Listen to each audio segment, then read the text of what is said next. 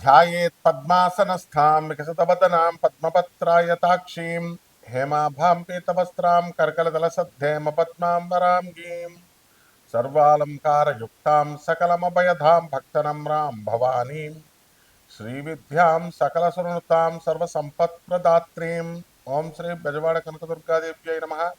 ఓం శ్రీ దుర్గామల్లీశ్వరాభ్యాం నమ. మనకి ఈ యొక్క గురుగ్రహము తర్వాత శుక్రగ్రహము ఇవి ముఖ్యమైనటువంటి గ్రహాలు.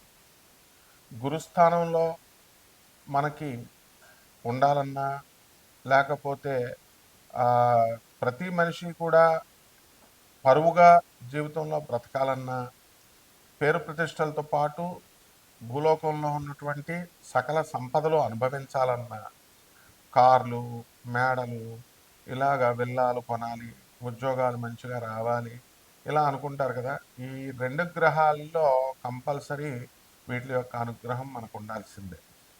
అలా కాకుండా మనకి పెద్దవాళ్ళు చిన్నప్పుడేమో తల్లిదండ్రులు చెప్తారు, అది రవిచంద్రులు ఇద్దరు కూడా, తల్లి చంద్రుడు తండ్రి రవి. మరి వీళ్ళు చెప్తున్నటువంటి సలహాలు మనం వినకుండా మనం పెద్దవాళ్ళు అవుతాం. తర్వాత స్కూల్లో మాస్టర్లు వీళ్ళు చెప్పేటటువంటి మాటలు ఇవన్నీ కూడా మనం వినం. తర్వాత ఇబ్బంది పడేది మనమే అన్నమాట. ఇలా వినకపోవడానికి గల కారణాలు ఏమిటంటే ఆ గురువు కానీ శుక్రుడు కానీ మనకి ఉచ్చక్షేత్రాల్లో కానీ మిత్రక్షేత్రాల్లో కానీ లేకుండా మనకి వ్యతిరేకమైనటువంటి స్థానాల్లో శత్రుక్షేత్రాల్లో కానీ శత్రుగ్రహాలతో కానీ పాపపు స్థానాల్లో కానీ ఉన్నట్లయితే తప్పకుండా మనకి వక్రబుద్ధులు వస్తాయి. అంటే చాలామంది చూడండి ఓవర్ థింకింగ్ చేస్తారు. పరిచయమైన వెంటనే వాళ్ళ పుట్టు పూర్వోత్తరాలు అన్నీ అడుగుతారు. అసలు ఒక నిమిషం మాట్లాడటమే చాలరా బాబు అని మనం అపాయింట్మెంట్ ఇచ్చామనుకోండి, ఎలా ఎంత డీటెయిల్డ్గా వెళతారంటే వీళ్ళు మామూలుగా ఫ్రెండ్స్ కలుసుకున్నటువంటి వాళ్ళే వాళ్ళు ఇంకా ఏదో వీడికి పిల్లనిస్తున్నట్టు ఏదో వీడి యొక్క పుట్టు పూర్వోత్తరాలు ఇవి అనవసరమైన విషయాల మీదకి ట్రాక్ వెళుతుందన్నమాట. అలాగే పెద్దలు చెప్పినటువంటి దాన్ని మనం వినకుండా మరి చాలామంది ఇప్పుడు ప్రేమ వ్యవహారాలు కనుక మనం తీసుకున్నప్పుడు మంచి వ్యవహారాలు మంచి మాటలు చెప్తున్నా వినకుండా పెడదారిని పడుతూ ఉంటారు. చెడ్డవాళ్ళతో నమ్మడము, చెడ్డవాళ్ళని ప్రేమించడము, లేకపోతే చెడ్డవాళ్ళతో మరి అక్రమ సంబంధాలు పెట్టుకోవడము, ఇలా ఏదో రకంగా మంచి వాళ్ళు చెప్పేటటువంటి వినకుండా గురువులు చెప్పేది తల్లిదండ్రులు చెప్పేది వినకుండా ఎవరిష్టం వచ్చినట్టు వాళ్ళు వెళ్ళిపోతూ ఉండడం అనేటటువంటిది జరుగుతాయి.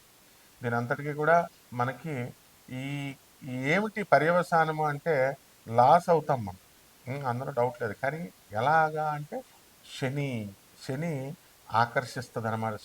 మనకి శని చెడ్డ స్థానాల్లో ఉన్నప్పుడు నీచ ఆరాధన, నీచ స్త్రీలతో పరిచయాలు ఏర్పడ్డాలు ఇలాంటివన్నీ కూడా జరుగుతాయి.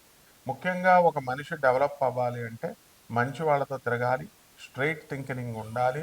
మంచి వాళ్ళు అనుభవజ్ఞులు చదువుల్లో కానీ లేదా వయస్సులో కానీ అనుభవంలో కానీ జ్ఞానంలో కానీ పెద్దవాళ్ళతో తిరగాలి. అలా కాకుండా మామూలుగా ఈ యొక్క సబ్స్టాండర్డ్ వాళ్ళతో తిరిగిన వాళ్ళ చేత సలహాలు తీసుకున్న నష్టపోవడానికి ఎక్కువ అవకాశాలు ఉంటాయన్నమాట.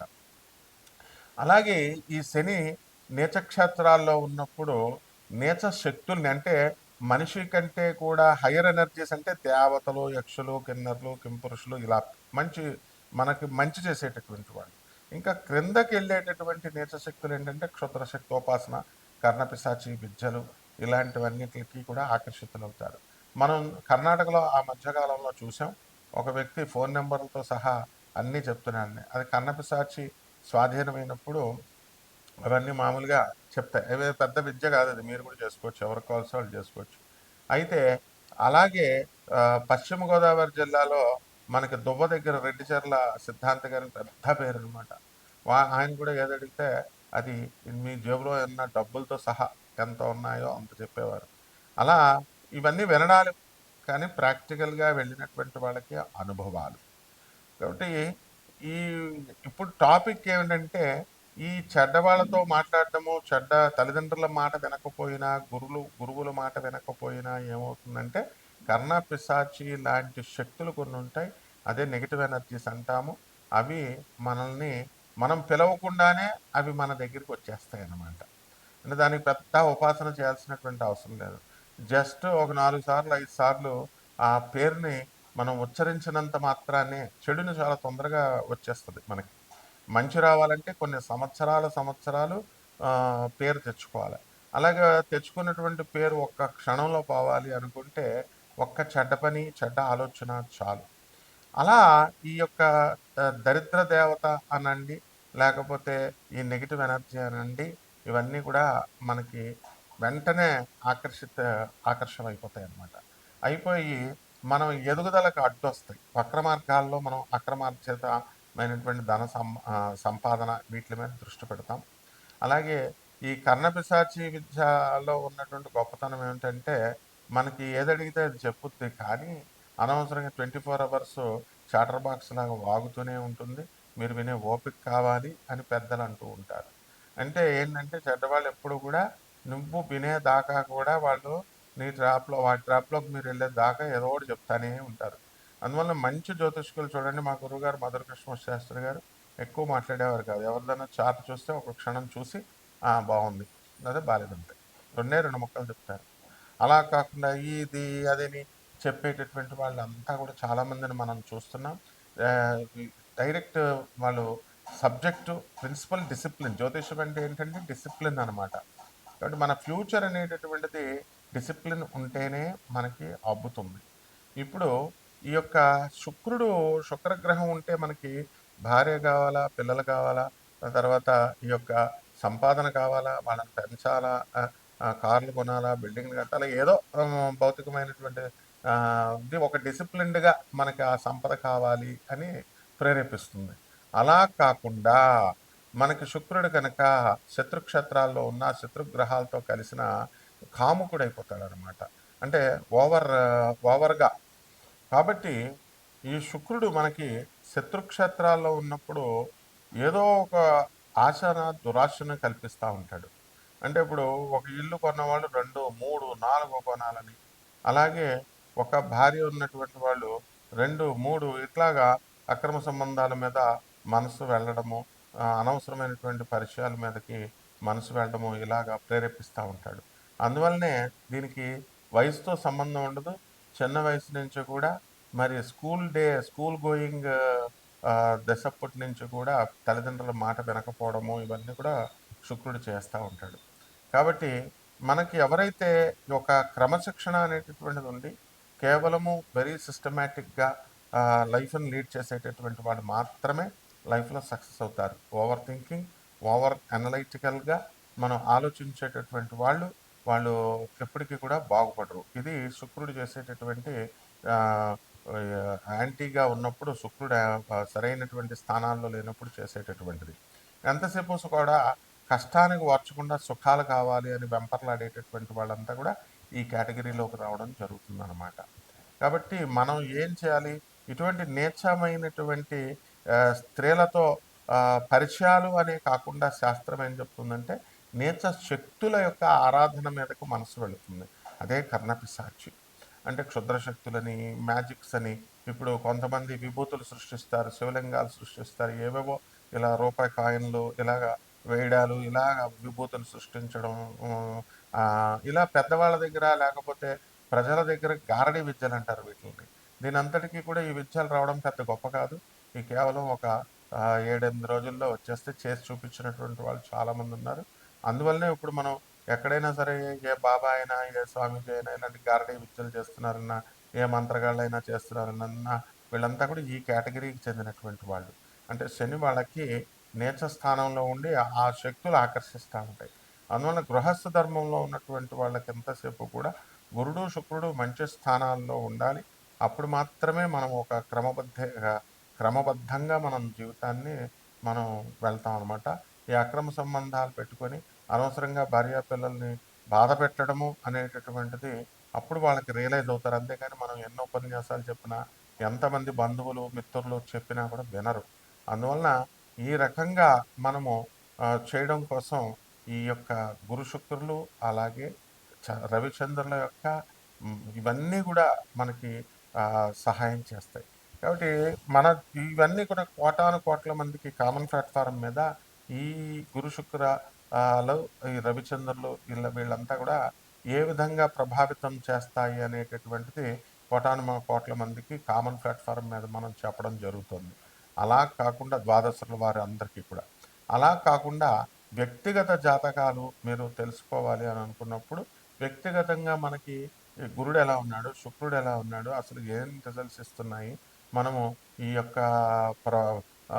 ఫ్యూచర్లో మనం ఏమైనా గాడి తప్పుతామా, లేకపోతే మనం సిస్టమేటిక్గా మనం లైఫ్ లీడ్ చేయడానికి మన గ్రహాలన్నీ సహకరిస్తున్నాయా అనేటటువంటిది మనం ఎప్పుడు ఉద్యోగాలు వస్తాయి, పోయినటువంటి ఉద్యోగాలు లే ఆఫ్లో పోతున్నాయి, ఎందువలన పోయినాయి, ఎప్పుడు వస్తాయి, ఇవి ఎలా నిలబెట్టుకోవాలి, వచ్చినా కూడా మళ్ళీ చాలామంది పోయినటువంటి వాళ్ళు ఉంటారు. ఈ రకంగా ఇవన్నీ కూడా మనం పరిగణలోకి తీసుకోవాలి అని అనుకుని తెలుసుకోవాలి అనుకునేటటువంటి వాళ్ళు తప్పకుండా మనకు కాల్ చేయొచ్చు. కానీ ఇక్కడ డిసిప్లిన్గా ఒక క్రమబద్ధంగా ఉండాలి. లైఫ్ని సీరియస్గా తీసుకొని సీరియస్గా సలహాల కోసం అడిగేటటువంటి వాళ్ళు మాత్రమే కాల్ చేయాలి. కాబట్టి 12 ద్వాదశ రాశుల మీద ఈ గురు శుక్రుల యొక్క ప్రభావము అనేటటువంటిది మనకి ఎలా ఉంటుందో ఈ వీడియోలో ఒక్కొక్క రాశి వారిగా చూద్దాం. మిథున రాశి. ఈ మిథున రాశి వారికి అందరికీ కూడా మనకి జన్మంలో ఉన్నటువంటి గురుగ్రహము అనేకమైనటువంటి ఇబ్బందులను తీసుకొస్తూ ఉంటుంది. ఆదాయపరంగా మనకు మంచిగా ఉన్నప్పటికీ కూడా మంచి స్నేహితుల్ని, మా బంధువుల్ని పట్ల మీకు గౌరవం మీరు ఇవ్వలేదనే కారణంగా వాళ్ళంతా కూడా మీకు దూరం అవడానికి అవకాశాలు ఉంటాయి. అలాగే ఆస్తుల వ్యవహారాల్లో కూడా మీరు కాస్త దురాశగా వ్యవహరించడం అనేటటువంటి అపోహ అవతల వాళ్ళకి రావడానికి అవకాశాలు ఉంటాయి. అలాగే ఈ ఆర్మీలో పనిచేస్తున్నటువంటి వాళ్ళందరికీ కూడా దూరపు ఊర్లలో ఉన్న వాళ్ళకి లాంగ్ లీవులు రావడం ఇలా జరుగుతాయి. ఈ మిథున రాశి వారికి ఎవరికైతే స్థలాలు ఇళ్ళు ఉన్నాయో అటువంటి వాళ్ళందరూ కూడా మరి అమ్మడానికి వాళ్ళ స్థలాలు అవి అమ్మడానికి అవకాశాలు ఉంటాయి. అలాగే ఈ యొక్క ఉద్యోగాల కోసం మనం చాలామంది కొత్త కొత్త ప్రయత్నాలు చేస్తూ ఉంటారు. మరి అటువంటి వాళ్ళ క్యాంపస్ ఇంటర్వ్యూస్లో సెలెక్ట్ అవ్వడానికి అవకాశాలు అధికంగా కనబడుతున్నాయి.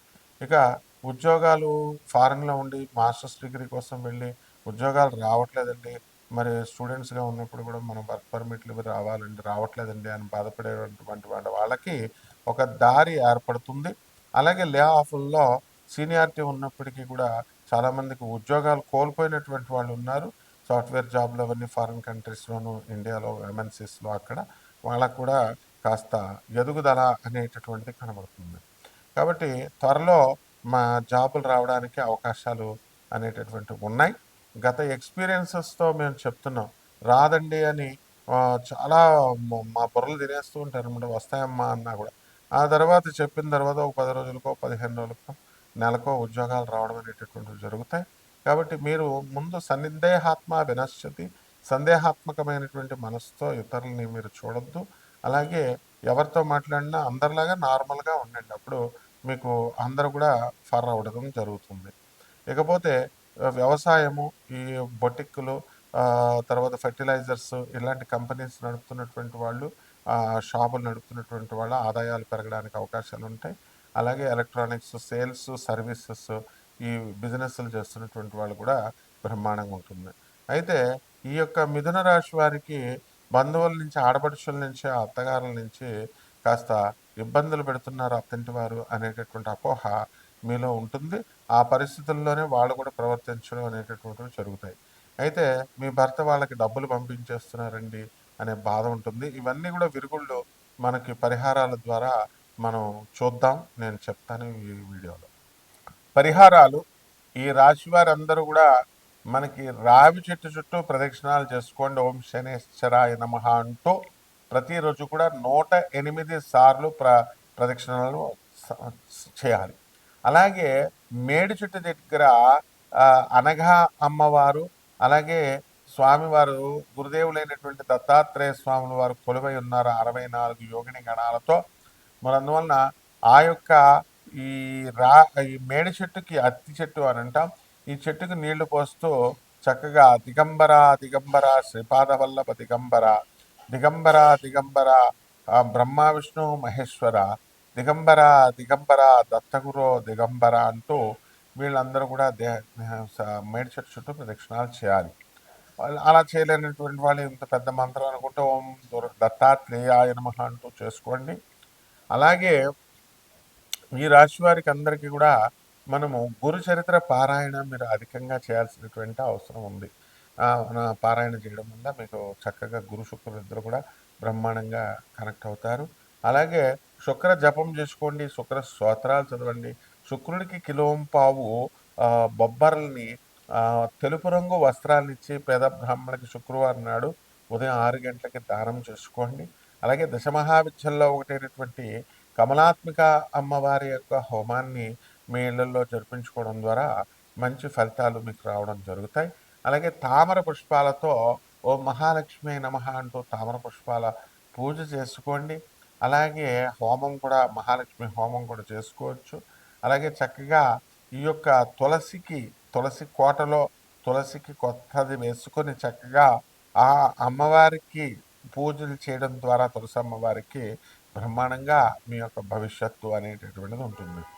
అలాగే ఈ రాశి వారికి మనము కొంత మనం అప్పు ఇచ్చినటువంటి వాళ్ళు ఎవరైతే ఉన్నారో బయట వాళ్ళకి అది రావడం లేదండి అని అనుకునేటటువంటి వాళ్ళందరికీ కూడా మంగళవారం కూడా చేయాల్సినటువంటి అవసరం ఉంది.